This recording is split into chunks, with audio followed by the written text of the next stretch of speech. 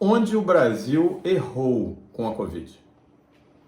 Essa semana nós chegamos a 50 mil óbitos de Covid. O Brasil é o segundo país com maior número de mortes pela pandemia no mundo, apenas atrás dos Estados Unidos, que tem o dobro do número de mortes, mas tem uma população quase 50% maior.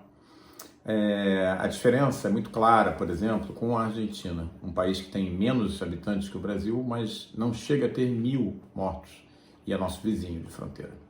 Então, uma análise técnica que passa por questões práticas, não tem nada de político, aponta alguns pontos em que nós poderíamos ter feito um trabalho melhor e estaríamos colhendo provavelmente melhores resultados. O primeiro ponto é a questão do fechamento das fronteiras. O Brasil foi leniente, foi lento no fechamento das fronteiras dos países que estavam com muitos casos. Outros países, como a Argentina, que fizeram isso precocemente, colheram frutos bastante interessantes.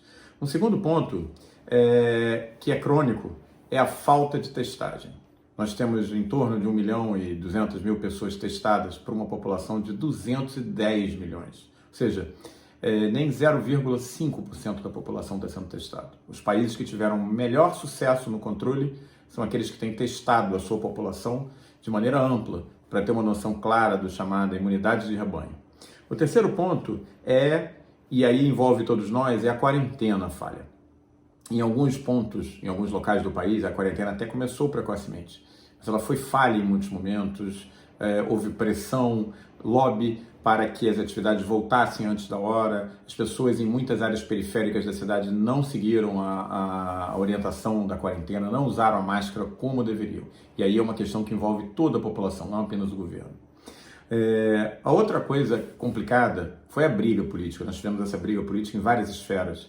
O município brigando com o Estado brigando com o poder presidencial. Então, assim, uma falta de coordenação, uma falta de uma atitude que fosse igual para todo o país. Com troca de 2 ministros e entrada de ministro interino, ou seja, muita dificuldade de gestão. Aqui no Rio de Janeiro, já troca de 2 secretários estaduais de saúde durante a pandemia. Obviamente é um momento complicado, mas se esperava que o poder público se alinhasse de uma maneira mais organizada e mostrasse que, pelo menos com relação ao cuidado com a população, ele tem a mesma língua.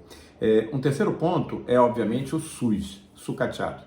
Eu fiz um outro vídeo recentemente comentando como o SUS, mesmo nas condições precárias que ele se encontra, salvou provavelmente milhares de vidas.